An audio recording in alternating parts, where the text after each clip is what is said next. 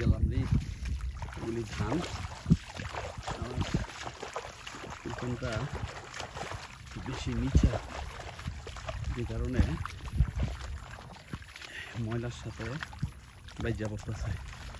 তো যাই হোক, দেখেন আপনারা যে কত চরাঞ্চলের জীবন কত দুর্বিষহ, কখনো ধুলার সাথে, কখনো প্যাকের সাথে, কখনো বিশাল দূরত্বের সাথে জীবন অতিবাহিত করতে হয়।